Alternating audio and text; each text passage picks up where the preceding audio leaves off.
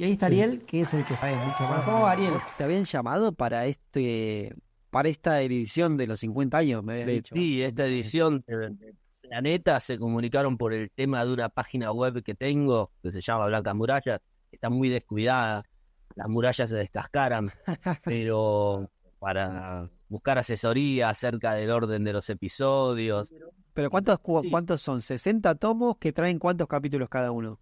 son 64 tomos Ah, 64. y tiene distinta cantidad de episodios según la cantidad de páginas. Hay una época, por ejemplo, que tiene episodios de 14 páginas o tal vez más, que es de los 70 cuando salía ese comic book. Había dos cosas que vendíamos. Ese, el recopilatorio que era amarillo, me acuerdo, y una revista medio bizarra que había editado Muñoz que no tenía la super página del ojo cuando Nippur pierde el ojo, perdón. Ese es un librito menor. En realidad los recopilatorios de Nippur arrancan en 1980-81 y saca dos tremendos libros así, Columba. Claro. Ediciones medio malas, pero no malas, pero algunas que se movían el color, ¿no?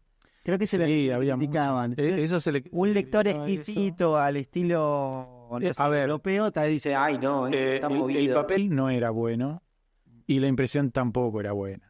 Ah, Pero eso no impedía que te partiera la cabeza igual. claro, porque lo que vale es el guión. Yo lo que veo es que vos lo ves estéticamente. A mí hay un dibujante que me mata, que es Safino, con el cual con el profesor de Safino yo estudié. Tuvimos un profesor en común, Safino padre Jorge. Mm. Y Safino me parece genial, lo máximo. Aparece en el compilado de Batman blanco y negro. Ahí está. Ese es. Ah, bueno, tenía una N, ¿no? Tenía una N Claro, con sí, esa sí, pero espada. ese es el libro grande. Ah, bueno, Ese es el libro compilatorio. ese es el super. No, Claro. Es de lo que estábamos hablando, de los compilatorios. Mm. Nippur, no sé si esto ya lo dijeron, nació en 1967. Recién en 1980-81 a Columba se le ocurrió que podía sacar estos mayacotes. Entonces cuando sacaron esto, los sacaron a color. La mayoría de los episodios originalmente no eran a color, pero se tomaron el laburo de recolorear todo.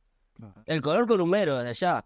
Que tampoco en los 80 era tan malo como fue después. Ya Nippur tenía toda una historia con respecto al coloreado, que se comenzó a hacer regular cuando sacaron esto, que les comentaba hace rato, estos comic books.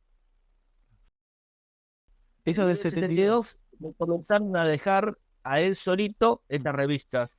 Bueno, este es el número 1 de los comic books, que son revistas de 36 páginas, y 16 más o menos estaban dedicadas a Nippur de Lagash, y las otras a un personaje secundario, en este caso a Ted Marlowe. Esta aventura le duró 3 años a Nippur más o menos, pero Nippur salía paralelamente en su propia revista, Nippur de Lagash, dibujada por Villagrán, y en la revista D'Artagnan, que es donde salió siempre, dibujada por Mulco, Sergio Alejandro Mulco. Claro. O sea, salía en paralelo, con dos dibujantes distintos, cosa que era muy cómica, porque había como una continuidad. Y Villagrán y Mulco no se comunicaban. Por ejemplo, hay un personaje que se llama Hatusil, que es el mejor amigo de Nippur, y Mulco lo dibujaba pelado, y Villagrán lo dibujaba con pelos rubios, largos. Lo único que los hacía, que uno entendía que era el mismo personaje, es porque se llamaba Hatusil, porque era hitita y porque era jorobado, tenía una joroba.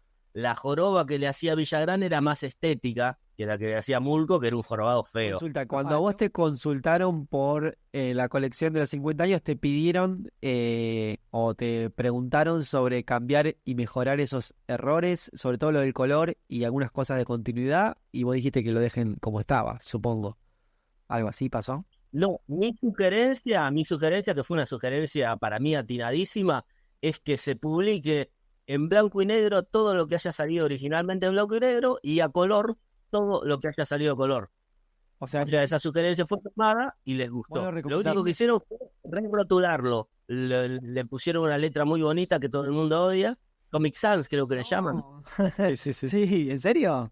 ¿Le pusieron Comic Sans? Sí, Y el tema de la selección de esto de las portadas no fuiste vos, ¿no? No te dijeron, agarramos una viñeta y ya está. dice, les proporcioné un listado con el orden de publicación de cada uno de los episodios, el orden en el que debía salir, y nada más. Ellos se encargaron de dividirlo en libros, ellos se encargaron de esto y aquello. También escribí en el número 1, venía con un suplemento muy chiquitito, Sí. eran como 5 hojas más o menos, donde se hablaba del personaje, generalidades. Me pidieron que lo escribiera y lo escribí. Hice una primera versión que me dijeron, está re linda, pero nos gustaría que tuviera el tono festivo que tiene tu página, que es una página súper grasa. Entonces agarré el bastón, la galera y escribí una grasada que les encantó. Muy bueno. ¿Y cómo sabes todo eso? ¿Cómo guardas todo eso en tu mente? ¿Y cómo lo supiste en un momento? ¿Cómo entró y cómo lo conservas en tu cabeza todo eso? Porque es infinito. No, esa es una cuestión de organizarse que tiene uno, un coleccionista. Eso lo bautizamos así, las sagas. Robin Hood no las pensaba como saga. Robin Hood era un muchacho que escribía y a veces decía, qué lindo esta idea, la voy a extender como un chicle durante 6 episodios, o 10 o 12 o 1000, como cuando Nippur recupera la Dash. Y bueno, listo, así como una especie de continuidad. La bautizamos los fans. Ah, ¿en Yo serio? hice mi aporte. Wow. ¿Vos bautizaste alguna saga de Nippur de Lagash? Yo creo que oficialmente bautizamos junto con un chabón que se llama Germán Lancilota, que es un pibe de Rosario tan enfermo como yo de Nippur.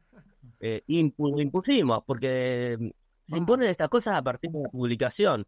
Y entonces, como publicamos en internet y en alguna revistita que salía por ahí, como en El Historietista, o en alguna intervención en la Comiqueando, le terminan quedando esos nombres a la saga. No son los nombres oficiales. Pero los impusimos. El hábito termina transformando la regla, digamos. Que se estaría muy contento. La cantidad de dibujantes que hubo, claro, ellos los en Villagrán empezaron dentro de Columba haciendo Nippur y después lo fueron tomando otros dibujantes. No son tantos dibujantes. Mire, primero vendría Lucho Olivera, ¿no? El creador, el dibujante creador. Después, paralelamente, lo dibujaron Villagrán y Mulco. Después, ahí empezó a haber como una especie de vamos a buscarle un dibujante nuevo, y después de ahí fue que ingresó Safino y Leopardi.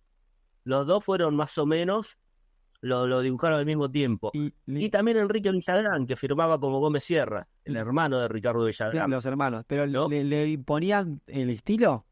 O sea, no podían hacer lo que querían. No es que cada uno hacía lo que le parecía. Tenían que seguir el estilo de...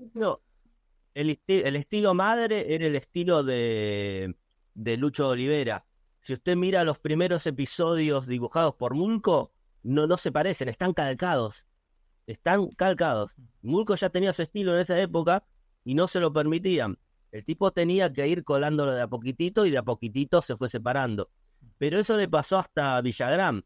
Le dijeron hacer Nippur más o menos como lo dibujaba Lucho Olivera. Pero se divorció rápidamente del estilo de Lucho Olivera. Ah, bien. Como que va evolucionando el dibujo. Va cambiando. Claro, eso pasaba con todos los dibujantes de cualquier serie de Columba. Si había un dibujante que estaba mucho tiempo en una serie y que después tenía que ser reemplazado, le pedían al dibujante sucesor que siguiera más o menos ese estilo. ¿Y ahí cuáles son las influencias para haber creado Nippur de Robin Hood? Alguna, o sea, obviamente uno lo relaciona involuntariamente con el bárbaro, la antigüedad casi, ¿no? De la antigüedad mezclada con no sé qué época serían las primeras civilizaciones que existieron. Conan el bárbaro. Sí, con el bárbaro, la influencia de Robin Hood que dijo, yo tengo esta influencia para hacer Nippur o otros de sus personajes famosos. Bueno, en principio Conan el Bárbaro sí existe antes de Nippur, pero como historieta no. O sea, lo habrá leído en novela. Es el que lo que importa, en principio era el guión tenía como muchísima fuerza. Robin nunca negó que se inspirara en el Sinué el egipcio de Mika Waltari. Desconozco. Mika Waltari, ¿lo conoce a Mika Waltari? Desconozco. Es un novelista que tiene unas novelas hermosas que yo recomiendo y que Robin afanosamente. Lo utilizó de hecho como germen para hacer a Nippur, y tenía un personaje que se llama Michael el Renegado que utilizó para hacer Dago. Son como puntapiés estilísticos, porque hasta en la forma de narrar que tiene este autor que se llama Mika Waltari, Robin le debe mucho. Sí, una pregunta muy de obsesivo. No sé si conoces esta colección que arrancó con este número. Son unas revistitas muy delgadas que traían 2 capítulos que se empezó a editar en noviembre. ¿La conoces? Sí, claro, es cuando Columba ya había capotado y bueno, se agarraron los titulitos, D'Artagnan presenta, el Tony presenta. Claro. Sí, lo conozco. Se refería a la reedición, capítulos que no fueron reeditados jamás, Ah, capítulos que claro. jamás fueron reeditados Claro. en este libro Sí, sí. ni en este otro, que son las reediciones clásicas de Nippur. Ah, Bueno, la pretensión que tenía esta edición en revistitas chiquititas no se cumplió porque, como usted dice, a los 7 números quedó ahí. se Sí, canceló sí. la serie. Pero bueno, eso lo llevó adelante Planeta hace muy poquitito tiempo. Ellos sí sacaron todo lo que había y más. ¿Y por qué digo y más? Porque en el último número aparece un episodio inédito de Nippur. No, Wow. Un guión que existía de Robin Hood, que lo dibujó Sergio Ibáñez, que además había sido el último dibujante de Nippur de la Galla. muy emotivo. Pero Entonces. sí, muy lindo eso. Un Tal cual. broche para cerrar la serie. ¿Por qué no tuvo tanta relevancia fuera del mundo de la historieta? O sea, fuera del mundo de Columba. ¿No tendría que haber tenido todavía más presencia? O sea, yo lo conocí de grande, ¿entendés? Mientras que el Eternauta y otros sí pasaron esa frontera tranquilamente. Yo no sé, por ahí la gente, habría que ir a las provincias. Yo por las ferias del libro en distintas provincias, esto y aquello, me consta que hay gente que en el interior conoce muchísimo más a Nippur, a Robin Hood y a su obra que al Eternauta. Wow. Te lo juro, seguro. Yo conozco gente, y esto me pasó en Santiago del Estero, con Galé, o en Tucumán, profesionales, gente de mi edad más o menos, que decían que sus primeras lecturas y que por eso amaban a Robin eran Pepe Sánchez, Nippur de la Galla, Pepe Sánchez. qué sé yo. Habremos De ahí metido. Nippur no necesitó trascender la frontera de la historieta. Sí, Era una es historieta y raro. la gente lo consumía como una historieta sin ser comiquero. Porque Claro. esto es importante también. Muchos en el interior conocían a Nippur de la Galla no por las revistas de Columba, sino porque los domingos salía un suplemento con selección de historietas de Columba, con autorización de Columba, por supuesto, y también editadas por Columba, y que llegaban gratuitas con el diario. Y así conocían a Robin Hood y a sus personajes. No creo que haya juegos de mesa de Nippur. Debería haber. Mire qué buena ocurrencia. No sé, por ejemplo, nadie tiene una estatua de Nippur de la Galla, pero todo el mundo tiene una estatuita de, por ejemplo, del Eternauta o remeras y esas cosas. No pasó a ser un ícono cultural. Le falta una película protagonizada por Una Ricardo Darín. película, por ejemplo, claro. Imagínate Ricardo Darín haciendo de Nippur. No sé si Darín, pero algún otro más musculoso. Pero hay toda una mitología enorme, un montón de eventos que todo el mundo recuerda. Bueno, lo del ojo, lo de cuando se lo encuentra a Gilgamesh viejo, todas cosas que me repiten la gente que entra a la librería. Y si yo lo leía y te cuenta su escena favorita, y vos decís, con tanto poder capital simbólico, por decirlo así, nunca fue a materializarse fuera de la propia lectura que uno tiene en privado. O sea, por ejemplo, una película. Es cierto, el merchandising es menor a muchísimos otros personajes que por ahí no tuvieron la masividad que tuvo Nippur como personaje de historieta. Eso es totalmente cierto. Supongo que tiene que ver con el tema de Columba, que Columba no se preocupaba por esas cosas. Como les digo, sabían que Nippur era un personaje importante y tardaron un montón de años en darle un compilatorio, en darle 2 compilatorios, y ni siquiera lo siguieron, porque no les interesaba. Las historietas que editaban mensualmente seguían vendiendo tan bien como antes. No hay una escuela de esto, o sí, hay una escuela posible en el No futuro. podría decir que dentro de Columba sí, comenzaron a hacer un montón de historietas de tipo Nippur. Por ejemplo, la más clara es Argón el Justiciero. Que era de No sé si pelo le suena. blanco, ¿no? Era uno de pelo blanco, que era igual a Nippur, pero con pelo blanco. Totalmente. Ah, en ese. Cuando le empezaron a pintar nos dimos cuenta que era de pelo rubio. Pero Dago a nivel internacional es más importante que Nippur. Claro, Dago, de hecho, se sigue escribiendo y dibujando para Italia. claro, por La eso. editorial Aurea. Aurea es Columba de Italia. Claro, es como la continuación de lo que hicimos acá en Argentina hacia Italia, porque había muchos autores que iban y venían de Italia, y que yo vi colecciones de italianos que tienen de Dago todo es increíble. Y cualquier cosa, en otro especial de Robin Hood te llamamos de nuevo, a cambio de limones. Dele. Acá estamos. Aparece muy presente, por ejemplo, acá trajimos varias obras. Acá está Parque Chas, Barreiro, que aparece como personaje, pero aparece de una forma muy como, bueno, además de estos personajes famosos está Borges, nada más. Igual Parque Chas tiene algo de la parte eso vamos a hablar tal vez, la parte más el punta del iceberg de Borges. Bueno, acá aparece directamente en la portada, en el de Perramos 4, era... Creo. Donde Borges forma parte como una especie de liga extraordinaria de Sasturain, donde el líder, el que lo junta, en este caso es Borges, buscando la sonrisa del cantante de tango De Gardel. Gardel. Y acá aparece, pero contando una conferencia. Y acá Trillo aparece directamente con una cita de Borges al final, como colorario de una de las aventuras. Y tiene esa cosa del arrabal, del cuchillero, del lugar donde la ciudad desaparece y empieza a haber algo como medio salvaje, donde los hombres se nutren de su honor para llegar a sus fines. La de Kika Alcatena, el Dr. Paradox, aparece y está bueno porque es para chicos y habla muy parecido a Borges, es muy gracioso. Directamente aparece Borges en el título. Sí. Borges, Inspector de aves, no es que le dijeron, ahora usted lo nombramos esto, pero era una amenaza. Vos vas al Sí, Ministerio te voy Público, a al mandar al ministerio, y te sótano de dicen, archivos. sí, usted lo vamos a mandar a ser inspector de ave, un intelectual. Era como una invitación a que renuncie. Es un Borges que acepta ese destino de inspector y se vuelve una especie de detective privado a los Humphrey Bogart. sí. Y son un poco delirantes. Va al canon que no es canon. Y el último y el más enigmático y más polémico, porque esta es una interpretación mía, hay un personaje que es un inmortal que tiene la cara de Borges. Para mí no. A ver, puede ser, como el cuento. Acá a ver que el borgiano experto apruebe. Y tiene un aire. Se parece No. un poco al de los cuentos de la cripta también. Pero bueno, Sí. Borges también. Pero esa Así nariz que- ancha que tiene y los ojos redondos, pero además le pasa lo mismo que al inmortal, que es un inmortal que dice, Sí. che, matame porque ya no doy más. Sí. Que es Además una idea- el terror más grande de Borges, la inmortalidad. Borges es el laberinto infinito. A ver, para que tenemos un super zoom, no sé si... Editorial, Muy linda la ¿no? tapa, tipo Art Deco o Sí, Art Nouveau, no es sé. muy linda. Y sobre la biografía de él cuando le dicen Georgie. Sí, en Georgie, realidad es una Senfiarte. indagación, claro, es una indagación en los momentos que pudieron haber sido significativos para la creación de la obra de Borges y de Borges como claro. mito. Alan Moore, Sí. Neil Gaiman, Grant Morrison. Alan Moore aparece, ya lo mostramos en Providence, aparece él y en Swamp Thing también aparece él, Sí. pero mal dibujado en Swamp Thing, pero bueno, mal interpretado. Acá en estos que yo traje son, uno es Swamp Thing, en el número 62 del 87 se menciona que el monstruo encuentra en el espacio un punto Claro. que él no sabe lo que es y Darkseid le dice, eso es el Aleph, y le dice, esto también lo encontró un genio escritor ciego en Buenos Aires. Wow. Menciona ahí.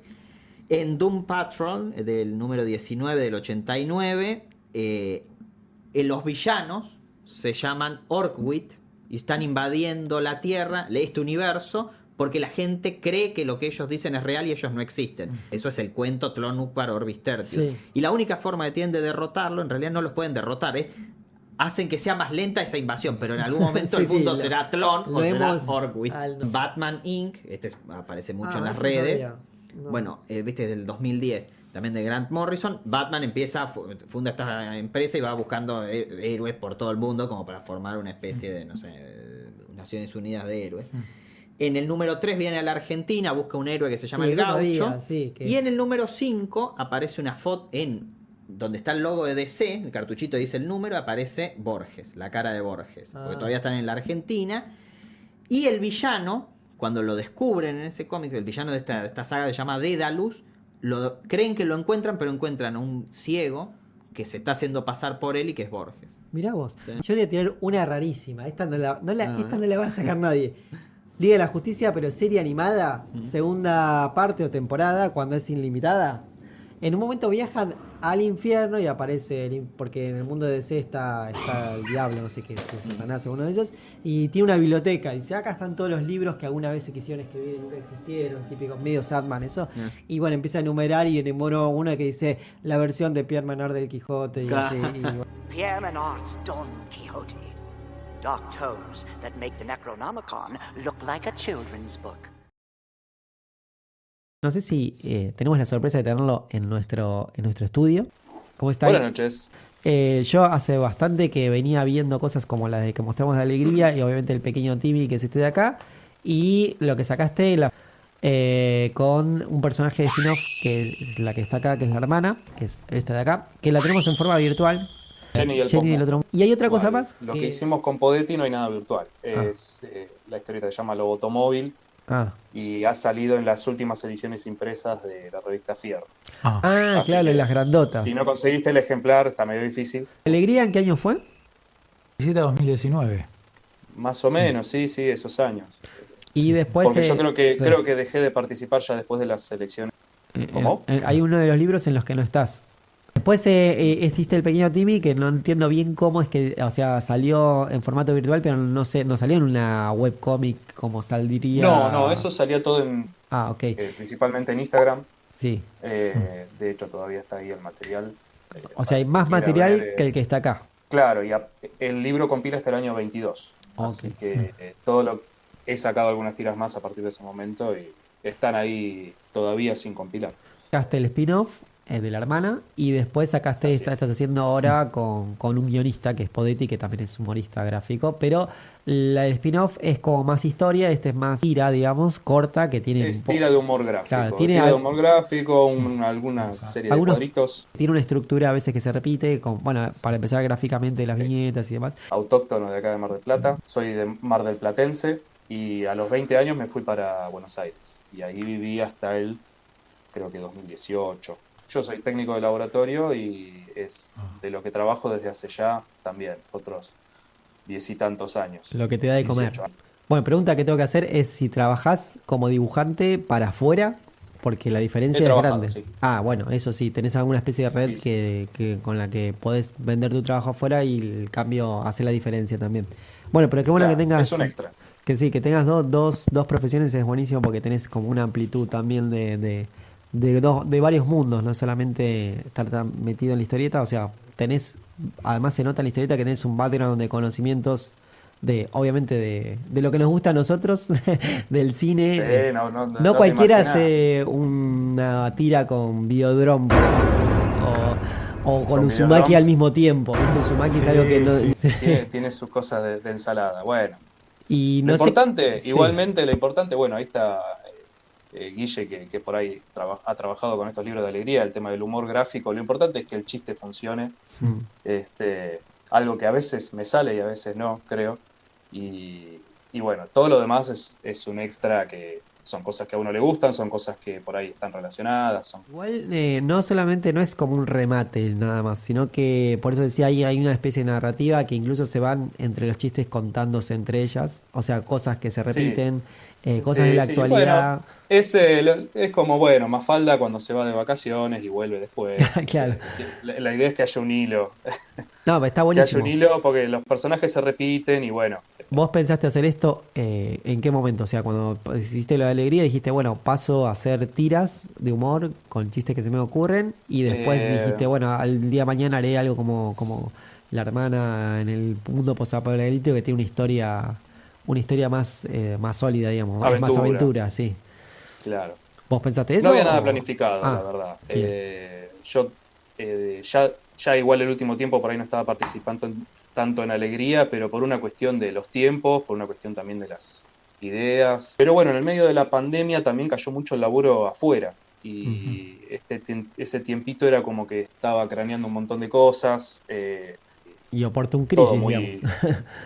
Claro, todo muy esquemático y bueno, en el medio salió como un divertimento para mí también, un poco más incluso rudimentario. Yo hubo tiras que las tuve que ir redibujando en el 2020, que de empezar a subir temática de la pandemia, algo de humor. Y la primera vez que hablamos de algo tan reciente, a mí me llama mucho la atención. Iba un poco con el día a día, claro. En ese momento, y ya obviamente muchos empezaron, dibujantes, ilustradores, humoristas, empezaron a publicar cosas, pero noté que faltaba por ahí una cosa más truculenta. También por un lado buscar por ahí algo que se salga un poco de estos son los fetitos. De la cosa binaria a veces. Yo por lo menos, justo vos mencionás el tema de los fetitos que están ahí en pantalla. Y yo como varoncito siento que hay cosas que uno no puede estar opinando por ahí del aborto desde otro lugar más que el externo. Y bueno, sale lo que sale. Sale un humor. Sale lo que sale, pero creo que es un poco más sincero que si yo estuviera intentando bajar línea. No, para nada. Y estoy totalmente a favor y todo, pero ¿cuánto vale mi opinión como varón? No digo por la opinión, sino... No vale, bueno, entonces vamos a divertirnos un poco. Claro, pero bueno, generalmente la gente le pone un límite al humor y bueno, sé que hubo Sí, por ahí la gente también, bueno, con el tema de la pandemia yo sentí en un principio lo que yo veía por ahí de humor gráfico era un poco más baja línea. Lo contextualizo en el papá de Timmy, que es súper mega pro ciencia, digamos, no sé cómo tiene un nombre, ¿no? Algo así como nombra a todo el mundo anticiencia que no Claro. no está con su sintonía, digamos. Y es como esa gente que está sobreinformada y la verdad que Sí, si sobreinformada, ultra paranoica, Sí. con el tema de presa totalmente de la fake news, de las redes sociales, de cualquier cosa que te obliga a sobre reaccionar. Claro, y además el otro Eh, es, si no está, no es tan progre como vos, es como tu enemigo un poco, ¿no? Es como... Sí, igual yo no lo llamaría por ahí progre, porque es como también existe el estereotipo de lo que es un progre. O que busca hacerlo, no Y sé. yo por ahí no quiero caer tanto en ese estereotipo. Creo que el personaje, sí, roza el estereotipo de progre, pero quiero que vaya por ahí un poco más para otro lado. Es una cosa más filoacadémica, intelectualoide, que puede ser de un lado para el otro. Quiero decir, hay intelectuales de derecha también.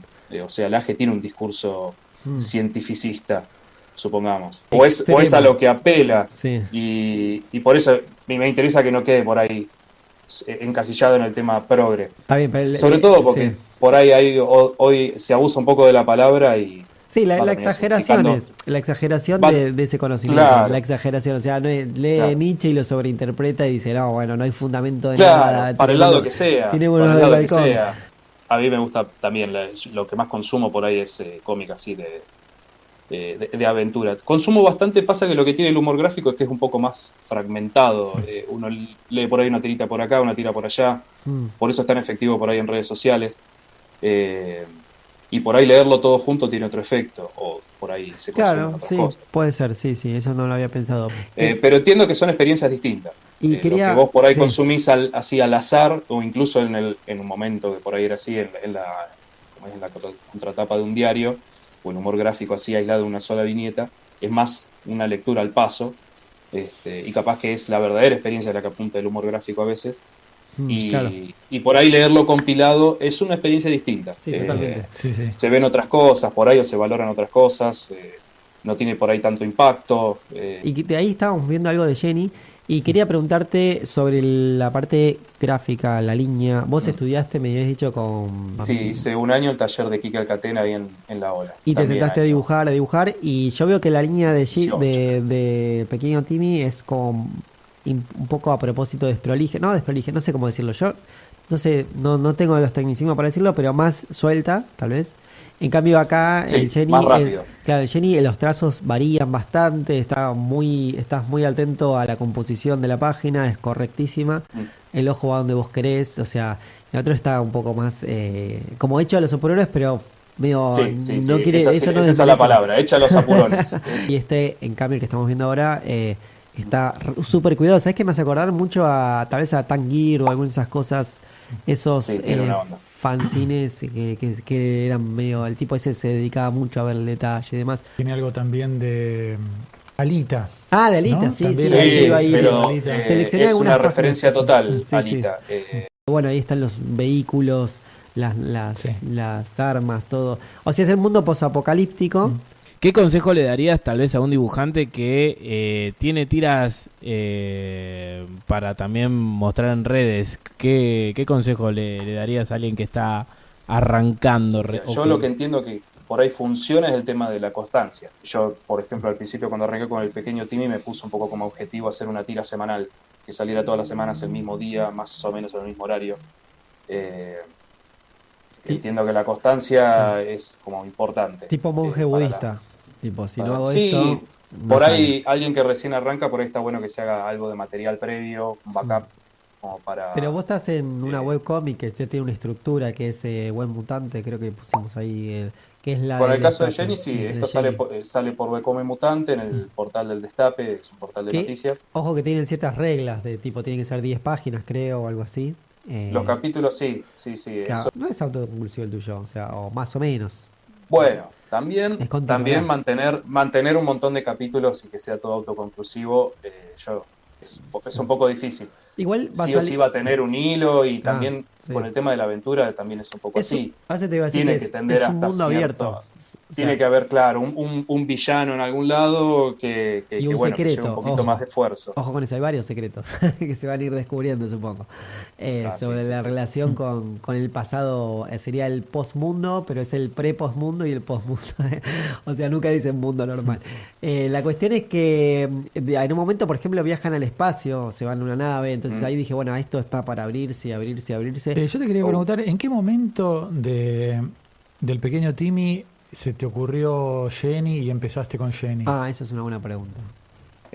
Bueno, como te decía, medio que la pandemia le pasó por ahí a varios autores cayó mucho el trabajo y por ahí empezar a hacer cosas más personales, aunque no se publicaran o se empezaran a trabajar. Yo lo tenía más orientado con otro personaje y y a salió. medida que no había hecho ni una página, te digo, Ah. de Jenny en ese momento. Era como un proyecto, fui escribiendo por ahí cosas, diseñando algunas cosas. Y a medida que fue cobrando vida la tira del pequeño Timmy, dije, bueno, está bueno hacer una conexión también, Claro. llevar lectores de un lugar a otro. Claro, en un momento acá vale un videojuego, me acuerdo, entonces tal vez había una cosa así como de juego, de pasar otro Claro, mundo. bueno, hay una punta ahí que creo que el autor está comentando ahí, miren, la aventura también me gusta, va por acá. Está bien. Y bueno, sí, he barajado cosas. De hecho, hay también hay algunas puntas con lo que es un futuro posapocalíptico.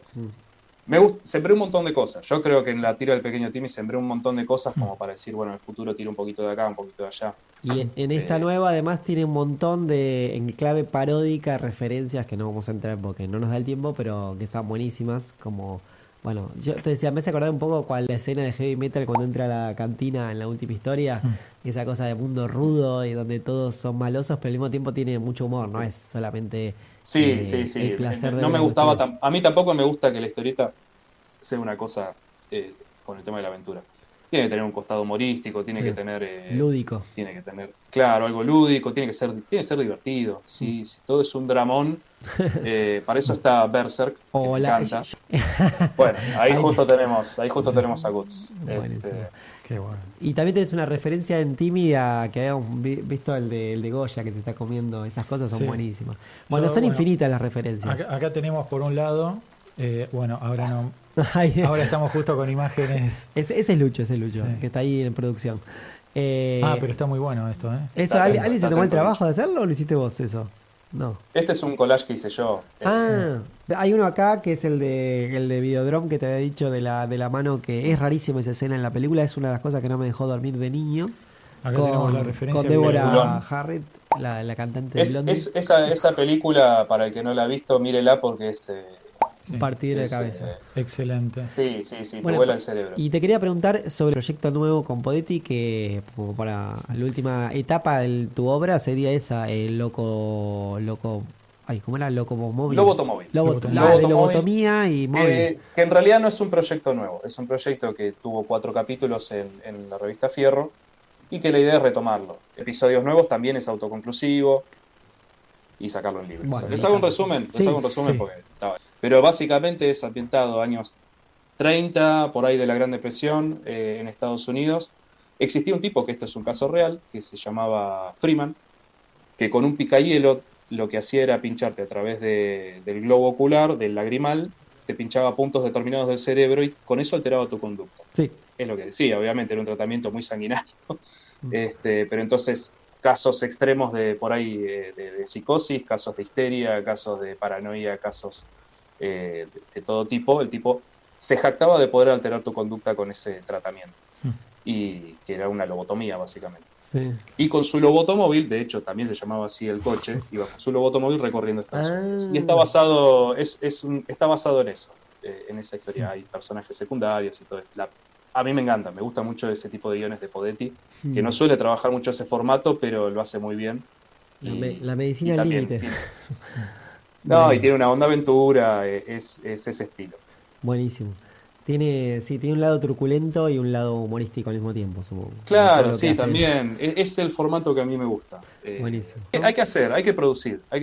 Y está visto ya, a esta altura, ya hay que admitirlo, que hay mucho público online que está ya acostumbrado por ahí a leer historietas en redes sociales. Entonces, pasa que te lleva una adaptación a ese medio, ya no es la página tradicional en algunos casos, y hay que producir. Sí, Hay que producir hasta encontrar el punto más cómodo para cada uno, y el público está ahí. sí, hay que después buscar un editor para que salga en papel, ¿no? Claro. Como acá lo Sí, tenemos ahí. eso como algo posterior, pero hay un público, de Sí, hecho, sí, que ni apoya hablar. con cafecito, con lo que sea, o con lo que puede. Cuando le gusta lo que haces, te acompaña. Así Bueno. que está muy bueno. Claro, hay que enganchar al lector también. Bueno, El lector y- es como que, bueno, tiene que desarrollar cierto, no sé si cariño, pero contacto con los Sí, personajes, como cotidianidad. para decir, bueno, cómo sigue, qué pasa. Está bueno, con el caso del pequeño Timmy, pareciera que muere al final de cada tira, pero bueno. Sí, no spoilemos nada. Bueno, léanlo, Muere, pero no compren muere. el libro y si pasás por acá, tengo limones con mi limonero, ya saben, pueden traer siempre regalo ¿Ese lo limones. robaste de Springfield? No, ¿Cómo tengo un es limonero en tuyo? casa. Bueno, cualquier Dale, cosa, ya nos mantenemos en contacto, vamos a estar al tanto de todo lo que haces y creo que con esto ya vamos concluyendo, así que te agradecemos mucho que hayas dado Bueno. nuestro tiempo y espero que nos volvamos a cruzar. Ojalá te mandamos un abrazo. Bueno, Abrazo para ustedes también, chicos, muchas gracias. Bueno, les mando un abrazo a todos. si te parece, nos vamos ahí con los autores porque es una super mega sorpresa. Hola, ¿cómo les va? Kundo y Lubrio. Buenas noches. Estamos acá en Radio Montecastro en el programa de Nico, mi querida, de Mr. X. No sé si la conocen, en el barrio de Villa del Parque. Y los queríamos invitar a que hablen un poco ustedes de la obra, porque nosotros ya la leímos, ya nos conocemos hace tiempo, trabajamos juntos en el caso de Kundo y en el caso de Lubrio con los eventos, ¿no? Hicimos, vos sos el artífice, no sé, el creador de la gran evento Dibujados al que le dedicamos también tiempo en nuestro programa. No sé si querían, Uno de ellos al menos. bueno, no sé si querían contar un poco de dónde vienen y qué hicieron, no sé, porque vos, Kundo, sos de Mar del Plata, ¿no? Y hace Así poco, es. y venís de España. Sí, llegué la semana pasada. Ah, bueno, comiste jamón serrano, ¿verdad? Pero ¿cómo Mucho. llegaste ahí? ¿Qué te dieron un premio o algo así? No, o te dieron una muestra. No, fui invitado a un evento que se hace allí todos los años, desde hace 27 años. Un evento que se llama Viñetas desde el Atlántico, que se hace en Galicia, en la ciudad de La Coruña. Y bueno, el año pasado una editorial de Galicia que se llama Demo editó La cárcel del fin del mundo, que fue el libro que con Santiago Sí. Sánchez Cutica, que editó acá en Argentina Hotel de las Hotel de la Ideas. Ciudad, sí. Demo Editorial de Galicia lo editó el año pasado. La verdad que tuvo muy buena recepción el libro y ni bien se termina de editar el libro, la editorial me ofrece un nuevo proyecto, me cuentan que estaban con idea de hacer una historieta sobre la vida de Antonio Soto. Antonio Soto fue un gallego nacido en la ciudad de Ferrol, que lideró las huelgas obreras en la Patagonia durante la década del 20, lo que nosotros conocimos a través del libro de Osvaldo Bayer, los Vengadores de la Patagonia, y posteriormente con la película que se hizo basada en ese libro, que se llamó La Patagonia Rebelde. Todo ese suceso fue liderado por Antonio Soto, y bueno, esta editorial tenía la idea de hacer una historieta sobre la vida de Antonio Soto, y querían juntar a un guionista de Galicia con un dibujante de Argentina, porque el 95% del libro transcurre en Argentina. Claro. Así que bueno, me convocaron para hacer ese libro, estuvimos desde diciembre del año pasado trabajando en ese libro, y el libro salió para el evento, así que bueno, la organización salió del ya evento, editado, ya está terminado. Ah, sí, buenísimo. salió el mes pasado el libro, y a la organización del evento le llamó la atención que haya un dibujante de otro país que esté haciendo un libro sobre un personaje histórico de Galicia. Claro. Así que bueno. Ojo, pero allá le dicen, en Galicia le dicen a Argentina la quinta provincia. No sé si la escuchaste alguna vez que lo dicen. Claro, Como sí, que porque el gallego se la recuperó mayor- de gracias a Argentina, tenemos un vínculo muy fuerte. Sí, la mayor inmigración de Galicia fue a Cuba y a Argentina. Pregunta, Así es. el último recurso, ¿cuándo fue que lo hicieron? Ah, ya pasó bastante, ¿no? El primero. Por el 19. Bueno, yo lo vi editado en Italia. Tengo ahí un colega que hace reseñas y me llamó mucho la atención que hace reseñas en italiano. Yo escucho en italiano para practicar. ¿Y fue editado ya en Italia o no? El último recurso. Sí, lo editó Green Moon Comics hace un par de años. Editaron solamente el primero. Y bueno, sí, fue una experiencia rara, la verdad. Se llama La Última Risorsa. Y bueno, fue una experiencia extraña, más que nada con todo lo que significó no solamente la traducción literal del mensaje, sino inclusive hubo que hacer adaptaciones con nombres de personajes, con Los situaciones. diálogos, ¿no? Porque los insultos son muy de acá. Tipo, ¿no? O sea, bueno, habrá que Sí, hablar ahí, así. bueno, ahí le habrán puesto un montón de insultos en italiano, pero cuando lo cuento como algo anecdótico, ellos nos explicaban, por ejemplo, que el personaje de Lars, que es Tumba, Sí. a ellos les remitía la palabra tomba, y la palabra tomba para ellos se remite a algo del lunfardo de ellos, que es como hacer algo muy canchero, algo como querer pasarse, no Ah, hacer una tomba. ah. Entonces le pusieron otro nombre, que no me acuerdo la palabra ahora en italiano, pero que en vez de ser tumba es sarcófago. Ah, bien. O sea, hubo un editor atrás poniéndose las No, sí, pilas. hubo Ah, algunas charlas de idas y venidas, qué sé yo. El chiste de Prisca que hace sobre la conquista, como que pidieron no quitarlo, pero suavizarlo un poquitito. mm, Bueno, cosas por el estilo. muy bien. Y otra cosa que me llamó la atención de esta obra es desde el principio el tema del grupo. No sé, cosas más. Por ejemplo, las referencias. No sé si al cine de clase B, que tal vez Lubrio vos tenés bastante conocimiento de eso. Y por otro lado, lo grotesco. Un grupo, no grotesco, no sé cómo sería la palabra. No sé si perdedores, puede ser. De grupo de perdedores o de antihéroes, para decirlo de forma más tranquila. Que no sé si lo había visto recientemente acá. No sé si tenemos una tradición mucho No de sé si eso. acá, o sea, como vos decías, hay mucha referencia cinéfila. Yo soy, no sé si soy, pero me considero un gran cinéfilo, me gusta mucho, mucho el cine. Y a veces inclusive cuando me preguntaban cómo definir al último recurso, si bien es inevitable remitirlo a grupos de ese tipo, como la de un Patro o el Escuadrón Suicida, yo siempre el ejemplo que daba era más tirando para el cine, ¿no? O sea, La Pandilla Salvaje, Los 12 del Patíbulo, o sea, Entonces, La hay- para Pandilla mí es ese Salvaje, tipo de... uno de los westerns más extraordinarios, más geniales que se filmaron jamás.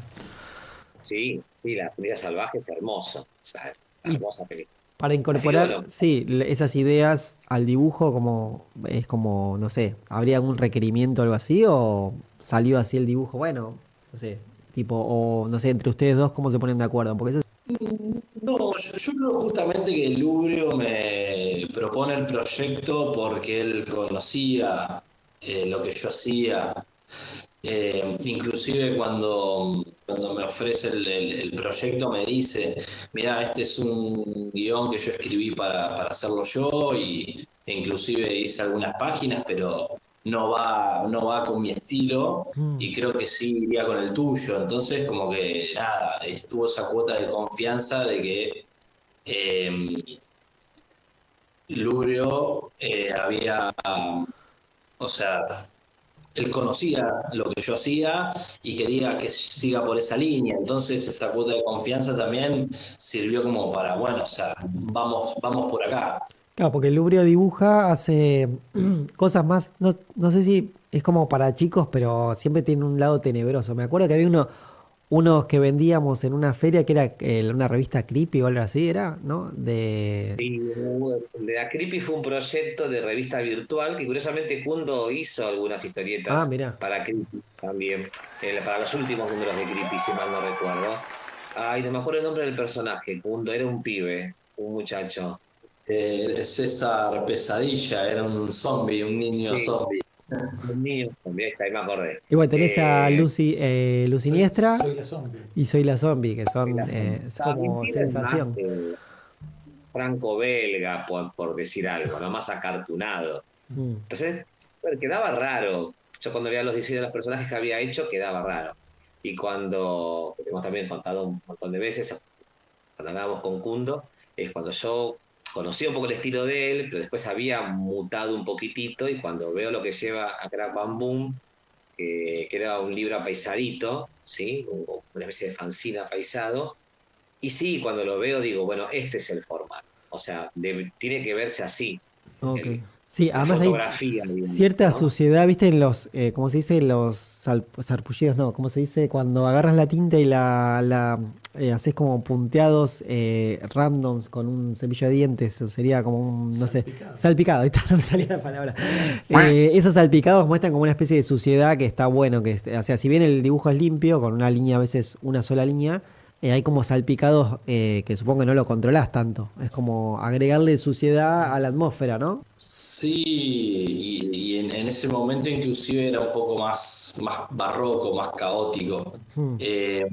Pero bueno, tiene que ver también, o sea, cuando yo leo el guión del Último Recurso, lo que me transmitió era eso, ¿no? Es esa crudeza, esa cosa visceral, ¿no? De los personajes todos Sí, los bizarros. cuerpos que se abren. De hecho, el primer desafío es un monstruo de otra dimensión que se va rompiendo todo con tentáculos. Es como que no hay un malo definido, sino una situación, ¿no? Una situación que se desborda. Eso es la que sentís con los planos también, como que están todos gritando y no se sabe qué pasa.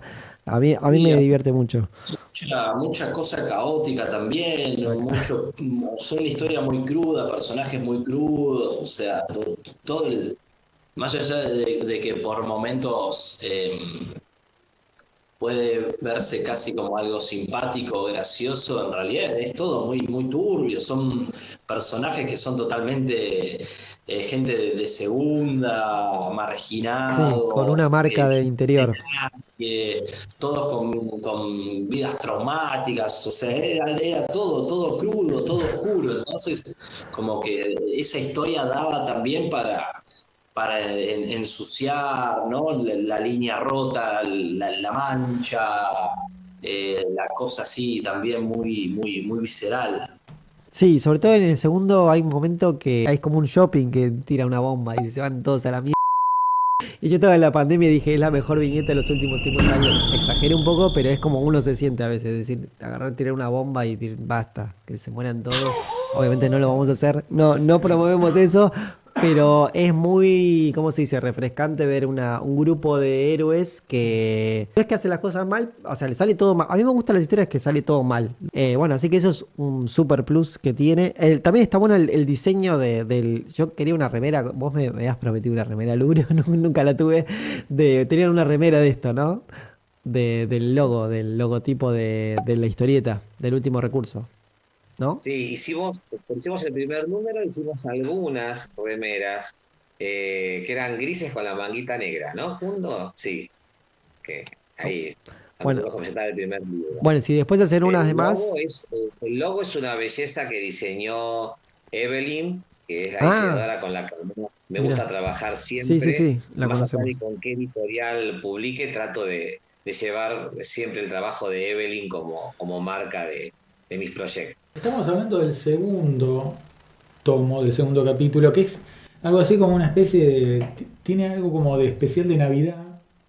Ya se ve que es en esa época, aparece creo que Prisca con el gorrito de Navidad también. Y también es una precuela, ¿no? Porque es un relato enmarcado, o sea, el segundo número arranca a la viñeta siguiente del primero, ¿no? Donde uno de los personajes le narra a otro qué fue lo que pasó con ellos, de por qué cayeron en desgracia. Claro. O sea, y todo el libro es el relato. Es una especie del tigre y el dragón, ¿viste? Que arranca Sí. y después es toda una película de otra cosa. Sí, sí. Bueno, y termina, una cosa por el estilo. ¿Y cómo es escribir una precuela? Eso de hacer un hecho que rellena un hueco del pasado, pero a la vez está enmarcado, digamos, no te podés salir de ciertos límites porque tiene que encajar en lo que va a venir después. Mira, yo robo un poco unas palabras de un momento que hizo una crítica a Andrés Acorsi Comiqueando, que decía que lo que mostraba el número 2, o algo así, decía más o menos, es que el Último Recurso era un mosaico muy grande del cual solo habíamos visto algunas piezas. Y un poco, bueno, en el número 1 a ver, sin saber si vamos a tener éxito para hacer un número 2, yo me gustó dejar esas puntas abiertas. Es más, todo el tiempo se menciona que había pasado algo en el número 1. Pero bueno, la idea era, en algún momento se podía contar qué había sucedido. Pero, digamos, todo salió, el guión fue posterior al capítulo 1 o ya tenías algunas cosas... No, o sea, estaba escrito solo el número 1, del número 2 tenía una idea vaga, que yo dije, quiero contar qué pasó con Mamacita y eso. Y el que sí no estaba pensado prácticamente para nada, que se pensó después, ya con los libros en marcha, fue el del 3. El 3, que jamás pensamos que ni por asomo, y creo que Kunto debe coincidir. Pero pará, acá está el 0 de Prisca, que es medio un issue, medio un chiste, que dice 0 pesos, número 1, que es como si fuese un issue de norteamericano, digamos, una revistita norteamericana. Y esto venía con la preventa del 2, creo. Lo habré comprado yo. La preventa del 2. Que un poquito también jugamos a eso de querer expandir un poco el universo del último recurso. Claro. Es más, en el número 2 le ponemos en los extras algunos especiales con fichas de personajes. Claro. Mencionamos, si alguno es observador, mencionamos un montón de cosas de la historia que no aparecen en los cómics. Claro, al mejor estilo Alan Moore. Sí, y acá en el tercero hicieron, o sea, como que en cada uno van viendo diferentes tipos de amenazas, llamémosle. Esta es una amenaza, como se ve desde la tapa, extraterrestre. Y muy de cine clase B, de la alimentación sobre todo. No quiero spoilear nada, pero bueno, y también de cómo lo resuelven, esa cosa de infiltrarse, todas esas cosas me recuerdan muchísimo. Bueno, en los especiales de Navidad también hay un montón de películas o series que tienen su especial, historietas norteamericanas también. Pero le pasa que tal vez el tema de la regularidad, o sea, vos decías, hago el primero a ver qué onda y después saco los otros, y estamos muy, muy atados a que no haya una industria fija, ¿no? No sé cómo pasará, tal vez pensaron en hacer una cosa más regular o lo dejan acá, o una cosa más regular o incluso una cosa más regular afuera, ¿no? Donde sí hay como una especie de... O sea, la idea es que si se puede hacer una serie que sea así, continua. ¿O no tendría sentido? Yo creo que una de las grandezas del guión es que justamente los libros son autoconclusivos.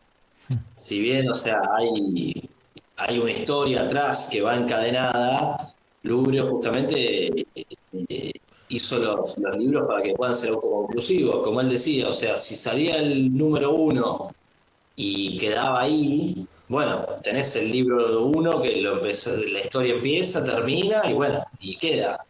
Y lo mismo con el 2, salió el 2 sin saber si iba a haber un tercero, entonces bueno, o sea, a ver, no nos tiramos a hacer una serie de continuará en el próximo número porque sabemos que la verdad, para lo que es la industria de la historieta argentina, si le podemos decir industria o el mercado de la historieta argentina, la verdad es muy arriesgado hacer algo, una serie continuada, porque justamente hay un montón de cosas que atentan contra eso. Pero bueno, sí está justamente esto, ¿no? O sea, sacamos un libro que empieza y termina, vos podés leerlo y puede quedar ahí, pero si está la posibilidad, puede haber un segundo, puede haber un tercero. Cuando nosotros hicimos el primero del último recurso, la verdad, si bien había una continuidad dentro de la cabeza de Lubrio, la idea es que el libro iba a ser ese. Y después terminó habiendo 4, o sea, 3 libros más Agente Prisca. Y está la posibilidad, o sea, y lo hemos charlado, y si las cosas se dan, puede haber otro libro más, otra trilogía más, ideas hay un montón. Ampliar el mosaico. Pero bueno, no tal vez con el periodo que puede tener otro tipo de industria en otro país de todos los meses sacar o todos los años un libro. Pero bueno, también está bueno esto, ¿no? Que los libros fueron pensados para que empiecen y que terminen. No es que vos vas a agarrar el libro 1 y va a terminar en continuará, y si después no sale el segundo libro te quedaste con la historia a la mitad. Claro, sí, nada más hay un montón de variables, ¿no? Que hay que tener en cuenta.